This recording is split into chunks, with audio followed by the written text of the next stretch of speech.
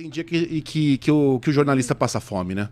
Uma ausência de notícias, uns assuntos sem muito sabor, sem muita carne ao redor do osso, mas quis o destino que tivéssemos bem no nosso aniversário, poucas horas atrás, a escolha simplesmente do novo Papa, Robert Francis Prevost, o primeiro Papa nascido nos Estados Unidos, e a gente fala nascido nos Estados Unidos porque ele também tem cidadania peruana, morou mais de 2 décadas no Peru, trabalhando com comunidades naquele país. É um Papa que, como Francisco, tem muito contato com o povo e escolheu o imponente nome de Leão XIV. Leão XIV é um nome muito bonito, né? 69 anos de idade, certamente terá um longo papado, se durar quanto durou Francisco, serão 19 anos, né? Será um dos papados mais longos que já tivemos. Ele é o 200º, cara, esse número eu perdi, viu? É o 200º, eu vou pegar já. Mas no seu primeiro discurso foi promissor, né? Falou de paz, defendeu uma igreja católica missionária, né? A gente vai falar bastante a respeito desse assunto, mas antes a gente pode colocar no ar um momento muito especial em que a fumaça branca foi vista pelos turistas e pelos fiéis ali na Praça de São Pedro.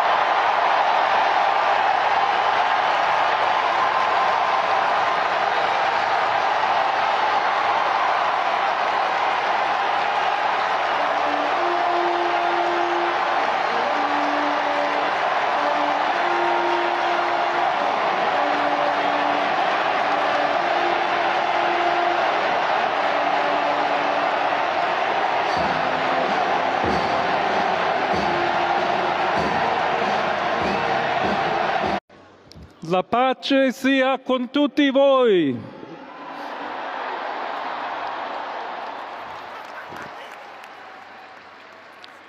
Fratelli, sorelle carissimi, questo è il primo saluto del Cristo risorto, il buon pastore che ha dato la vita per il gregge di Dio. Anch'io vorrei che questo saluto di pace entrasse nel vostro cuore, raggiungesse le vostre famiglie, a tutte le persone, ovunque siano, a tutti i popoli, a tutta la terra. La pace sia con voi.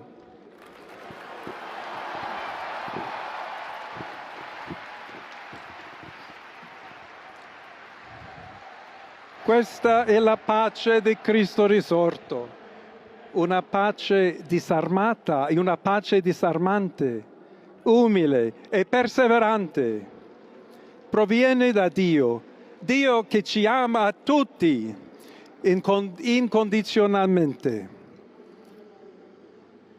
Ancora conserviamo nei nostri orecchi quella voce debole ma sempre coraggiosa di Papa Francesco, che benediva a Roma.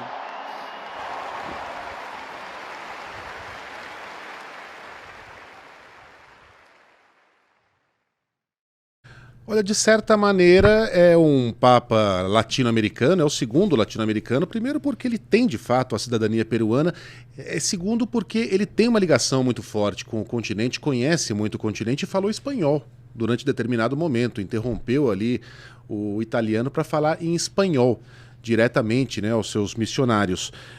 A gente vai falar sobre a repercussão no Peru, repercussão nos Estados Unidos, mas antes está conosco o Vladimir Feijó, que é professor de Relações Internacionais do Uniarnal, do Centro Universitário de Belo Horizonte. Professor, muitíssimo obrigado pela participação aqui no Flow News. A gente tem muitos símbolos e mensagens, né, para interpretar. Primeiro, um conclave muito rápido, até mais do que a gente imaginava. Segundo, o nome, Leão XIV. E terceiro, a mensagem de paz e união do novo Papa.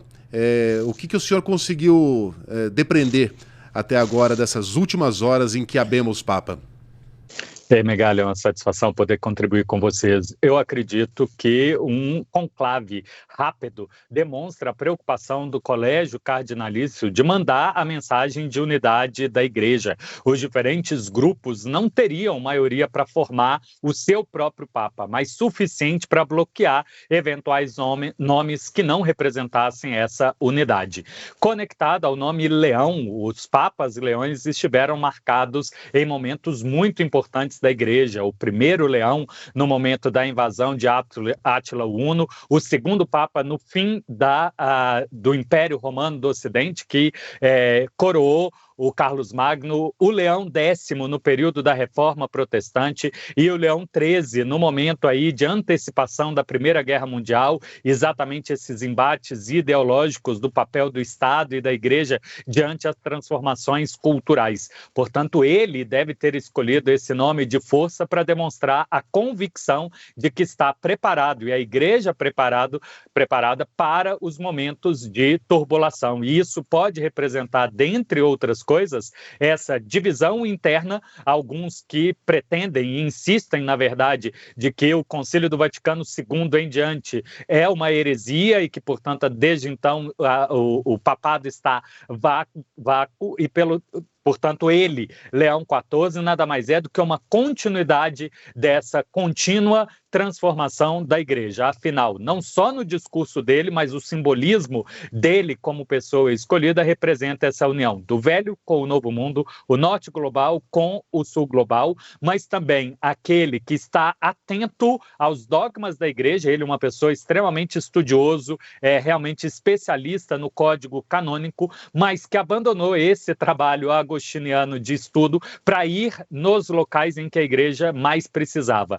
E falante em inglês, espanhol, italiano e latim, ele já estava se preparando para aprender o português e o francês para missões, não só no Brasil, mas no sul da África, mas também na África e na Ásia, que talvez ele estava se preparando, não sei se como Papa, mas pelo menos algum chamado que o Papa Francisco talvez o colocasse, que o elevou na condição de cardeal exatamente numa das reformas que a Igreja de Francisco começou a fazer. Distanciar-se um pouco da altíssima concentração da Cúria Romana e ouvir mais os bispos e, em especial, os leigos, os sínodos feitos por Francisco, e essa ponte toda aí da Igreja ao redor do mundo talvez esteja também dentro do simbolismo.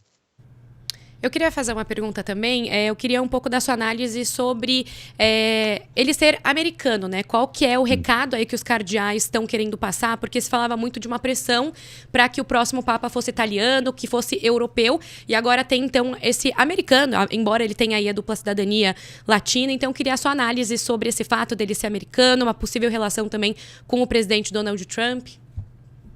Nani, eu acho que essa representação da pressão europeia, depois de uma sequência de distanciamento, por assim dizer, da Cúria Romana, esperava-se que um Papa italiano pudesse curar um pouco essa dúvida, essas críticas como um todo. Porém, a escolha de um cidadão dos Estados Unidos, mas que tem ponte com os outros continentes, começando, óbvio, com a América Latina, mostra essa convicção de que a Igreja tem que estar em qualquer lugar.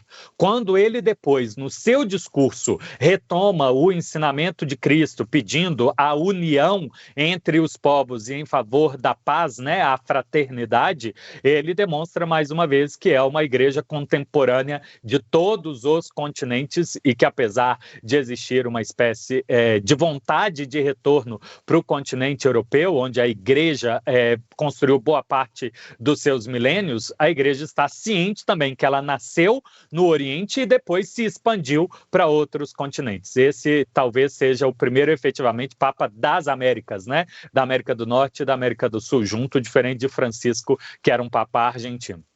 Professor, eu gostaria de falar justamente sobre a relação entre o Papa Francisco e agora o Papa Leão XIV. Francisco o colocou como cardeal em janeiro de 2023. É possível acreditar numa continuidade do trabalho que Francisco fazia à frente da Igreja Católica? Eu acho que tanto o papel de Francisco quanto o de Leão XIV, nos seus dias, né, de estar próximo aos fiéis, próximo aos necessitados, é um sinal de continuidade. Ambos defendendo a sinodalidade, ou seja, a conversa fora da Cúria Romana, é também um sinal de continuidade. Em diferentes momentos, ele também deu o indício que vê a prosperidade plena da pessoa na paz da convivência com outros, mas também com o meio ambiente. Portanto, um terceiro tema de continuidade do pontificado de Francisco. Então, eu imagino que a gente pode vislumbrar, sim, além, óbvio, das próprias coincidências de ter Francisco no nome, a coincidência de ser mais um que tem a formação inicial em uma ordem religiosa e depois ir para assumir uma função de bispado, seria outra coincidência também. Voltando à questão Trump, professor, certamente pelo discurso e pelo histórico, o Papa vai bater de frente com o presidente americano na questão da imigração, que é um dos pontos principais, né, desse atual governo. Os Estados Unidos não são um país católico. O catolicismo lá geralmente está mais ligado aos imigrantes latinos e irlandeses e à população mais pobre. Que tipo qual o tamanho da voz de um Papa num momento político tão delicado que os Estados Unidos vivem? Não deixa de ser um simbolismo no sentido de que lembre as diferentes visões políticas do dia a dia, sejam conservadores ou progressistas, que tem alguma coisa chamada dogma, e o maior dogma da igreja seria a função espiritual evangelizadora de Cristo, que fala da fraternidade. Portanto, Trump e outros líderes políticos que pregam a construção de muro e o distanciamento das pessoas, da possibilidade de procurar melhores qualidades de vida, onde quer que seja, distanciado da palavra e, portanto, aos fiéis dentro dos Estados Unidos ou em outros povos, deveriam refletir um pouco mais para não deixar que esses assuntos mundanos os deixem desviar da fé. E apesar do Trump ter postado, né, que desejava que um Papa, se não fosse ele, fosse outro americano, indicando o cardeal de Nova York, acertou, né, indiretamente, um Papa dos Estados Unidos, mas não necessariamente por ser dos Estados Unidos. A doação dos americanos para a igreja, né, os católicos americanos são fervorosos no serviço da igreja e esperavam um reconhecimento um pouco maior do que ao longo dos tempos. E apesar de Francisco não ter nomeado um número crescente na América do Norte, em especial pelo envelhecimento dos cardeais daquele continente, eles seguem sendo relevantes, desde que conectados com a igreja ao redor do mundo. Professor, o ditado "quem entra papa sai cardeal" nunca foi tão verdadeiro, né? A imprensa italiana hoje falava, aliás, eu não sei como é que eles conseguiram essa informação, né? Alguém deve ter passado um papelzinho por baixo da perna, porque eles publicaram que o Parolin estava com 50 votos. Está encaminhado. Teremos um Papa italiano. Aí na sequência sai a fumaça. Deu Parolin. Né? Só pode ser. De repente sai um américo-peruano, do qual ninguém estava falando. Não estava na lista dos favoritos. Por que isso acontece? Bem, o Parolin parecia óbvio, por ser um dos que mais fala línguas, por ser um que construiu a sua carreira dentro da diplomacia do Vaticano, porém, foi alguém que buscou estar presente em momentos simbólicos, dando intenção de que tem muita ambição de ser Papa. E, de alguma forma, o Colégio de Cardeais teme, e no histórico teme também, alguém que tenha essa ambição muito pessoal. Afinal, já reconheceu a Igreja que boa parte dos desvios de conduta em séculos passados foram pessoas que assumiram o papado por ambição de poder e aí conduziram a Igreja para um outro sentido. Então, acabou, de alguma forma, queimando o seu nome. Professor, também surgiram algumas polêmicas envolvendo o novo Papa a respeito de eventuais questões ali, né, de abusos, que ele teria sido conivente ou que não teria investigado de forma correta. Isso pode também prejudicar o papado dele. Eu vou aproveitar também para emendar mais uma questão sobre o posicionamento dele, né? A gente falou aqui, o senhor trouxe vários pontos que ele tem ali de conexão com Francisco, mas em relação ao acolhimento da população LGBT, a presença de mulheres também na igreja, ele também deve seguir mais ou menos o posicionamento de Francisco? para não ofender pessoas religiosas e não parecer herege. Francisco Sagitariano. Isso eu consigo ver características do senso comum nele. Uma pessoa jocosa, uma pessoa que mandava uma mensagem, mas através também de uma tentativa de aproximar as pessoas com um caráter de calor humano entrando dentro disso. E aí, essa leitura indireta para algumas pessoas mandou uma mensagem de dúvida quanto ao fiel cumprimento dos dogmas da igreja, quando, na verdade, Francisco tentava falar da misericórdia e do acolhimento das pessoas que, apesar de pecadores, se arrependidas, deveriam ser ouvidas no seu pecado e, quem sabe, acolhidas dentro da igreja. Enquanto Leão XIV, uma pessoa extremamente calma, não sei se vocês perceberam, ele subiu na sacada, ficou em silêncio, quando abriu a boca não falou nada rápido, escolheu palavra por palavra para não deixar dúvida da mensagem. E sobre esse aspecto, enquanto ele foi bispo e atuou, ele deu indícios que não é favorável, por exemplo, à igualdade de gênero dentro da igreja. A participação das mulheres será como leigas na sinodalidade e não para entrar como clérigos. Ele não concorda com a purificação daquilo que é pecado dos que divorciam, dos que são da população LGBTQIA+, e isso ele não vai arredar o pé, mas provavelmente ele deve fazer algum discurso no mesmo sentido do misericordiosidade, né, e de ser acolhido dentro da igreja para ouvir o arrependimento, né, e receber de alguma forma o perdão dentro da confissão.